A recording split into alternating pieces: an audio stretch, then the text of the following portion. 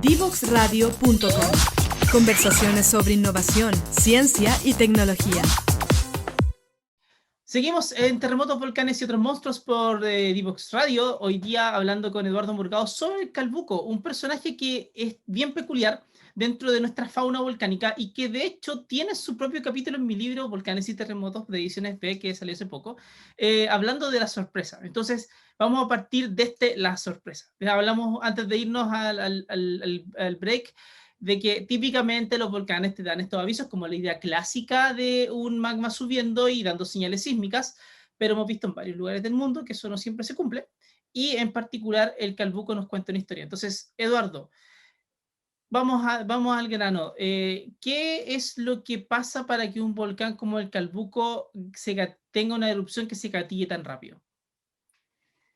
Bueno, para eso primero hay que entender un poco lo que es el magma. Cuando nosotros hablamos de magma, hablamos de esta roca fundida, que es lo que uno generalmente asocia a esta idea de magma, pero también hay cristales y hay gases. Y estos son súper importantes. Y son súper importantes porque, digamos, el gas cuando está dentro del magma, disuelto, ocupa un determinado volumen y cuando se libera y se transforma en gas, ocupa un volumen mucho mayor. ¿Qué significa eso? Que dentro de la zona donde se está almacenando, la presión interna aumenta. Es como, por ejemplo, tener un globo. Sí. La presión interna del globo está dada por el aire hasta que llega un momento que no aguanta más y se revienta. Asimismo se generan las erupciones, un reservorio no aguanta más y se, entre comillas, revienta, que es lo que permite que el magma ascienda. Entonces, cuando hay una liberación importante de gases, eso aumenta mucho el volumen y la presión interna y puede permitir, si esta liberación de gases es violenta, uno de los motivos, digamos, pero si hay una liberación de gases violenta puede generar una erupción rápidamente. Dale. Bueno, de acuerdo a nuestro estudio que hicimos para mi tesis de doctorado, encontramos que en la parte inferior del reservorio de esta zona de almacenamiento magmático bajo el volcán Calbuco se registra un calentamiento. ¿Ya? Y este calentamiento se asocia a la liberación de estos volátiles. Ya. Por lo tanto, De pronto el gas salió disparado en un momento. Exacto. ¿Ya? Y además, a partir de, bueno, de modelaciones numéricas, pudimos cuantificar dónde ocurrió el máximo calentamiento, y el máximo calentamiento registrado en nuestras muestras ocurre 3 horas antes de la erupción, hasta la erupción misma. Coincide con el enjambre sísmico. O sea, el gas de repente empieza a soltarse y genera el enjambre sísmico y solamente de ahí se libera todo para arriba. Exacto. También tenemos algunos datos, en realidad, de acuerdo a la propagación de errores y todo eso, el calentamiento empezó a ser registrado por los minerales, por las muestras que nosotros tenemos, 4 días antes de la erupción como máximo. ¿Ya? 4 días antes, lo que ya, o sea, si diera señales 4 días antes, ya sería muy rápido igual.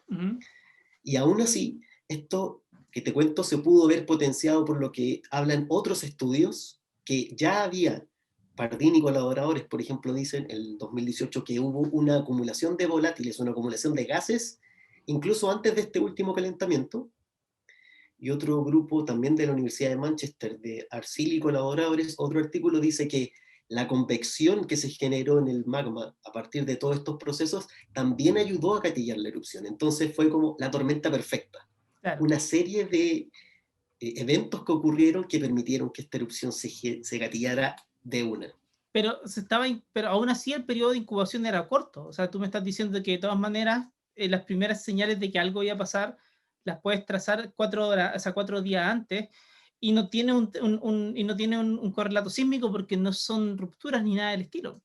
Exacto. Pero, a ver, este último calentamiento, esta última gota que rebalsó el vaso, digámoslo así, lo que ocurrió 4 días antes, pero probablemente desde los años 60, desde la última erupción, ya estaban ocurriendo algunos procesos que, bueno, que liberaban gases, que empezaban a gatillar esta erupción. Dale. Pero este último proceso, el que yo te hablaba recién de los 4 días, fue ya el que terminó de gatillar, no fue que de la nada empezó a gatillarse en estos últimos 4 días. Claro, entiendo. Ahora, el magma que venía alimentando esta erupción, a qué profundidad estaba más o menos? La verdad es que proviene desde Mm, unos más de 35 kilómetros de profundidad. O sea, ¿ya? ya no da muchas señales, la verdad, y eso puede demorarse mucho porque la verdad asciende, porque el magma que nosotros conocemos es menos denso que la corteza. Por lo Claro. tanto, por diferencia de densidad, sube, solamente por eso. Ujú. Claro, entonces Exacto, seguramente estuvo ascendiendo y alimentándose durante un tiempo, varios años quizás, hasta que de exacto, repente la última parte del camino la hizo en 3 horas. exacto. Digamos, eso yo creo que es una buena analogía. Dale. No, pero entonces nos pone el problema de cómo en el futuro, para otro Calbuco, para otros personajes así, vamos a poder darnos cuenta en qué estado está el volcán antes de si está acumulando esto o no. Y bueno, ahí hay hartos estudios que se pueden hacer, obviamente. Pero, ¿qué otro detalle te llama la atención? Aparte de esta sorpresa. Porque, por ejemplo, son dos pulsos grandes los que se generan. No es una Sí, erupción de un año ni exacto. nada del estilo, son dos pulsos y se acaba. ¿Por qué pasa eso? Bueno, la verdad es que eso es súper difícil Ujú. de poder dar una respuesta. Actualmente hay gente que está trabajando en eso, particularmente Angelo Castruccio Claro. está estudiando a partir de todas las evidencias que tenemos de estos procesos eruptivos, qué es lo que debió pasar, cómo debió evolucionar eh, la erupción para que se generaran solamente dos pulsos Ujú. y se detuviera. O sea, también hay otros, por ejemplo, como tú decías, estos eventos eruptivos son especiales.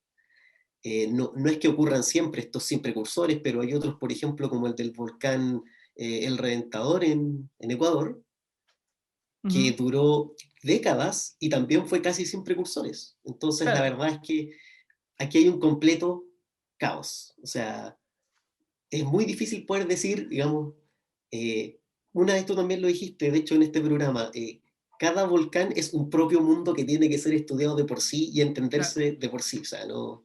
claro.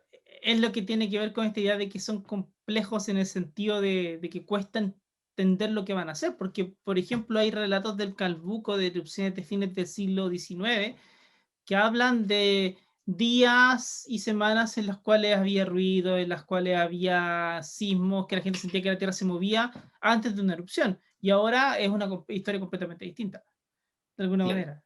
O sea, el personaje hasta es capaz de traicionarse en sí mismo en la historia, de asumir visiones distintas, de ser un poco camaleónico, por decirlo de cierta manera. Un día quería ser más tradicional, otro día hacer algo con todo nomás y listo. Eh, exacto.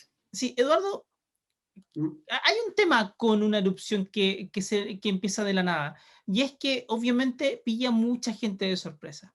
Y había mucha gente viviendo cerca del Calbuco. Está toda la gente del pueblo de Ensenada, por ejemplo, que tuvieron que salir rápidamente porque afortunadamente se activó todo, se activó todo. ¿Cuál es tu miedo más grande para una futura erupción del Calbuco en una zona como la que está ahí? Eh, mi gran temor, digámoslo así, es que como país, Chile en general, no entendamos que tenemos que convivir con los volcanes, Ujú. convivir con los terremotos, convivir con lo que tenemos, que nos da riquezas, nos da belleza también en algunos casos, pero sobre todo cuando uno los desconoce, sobre todo también puede dar miedo.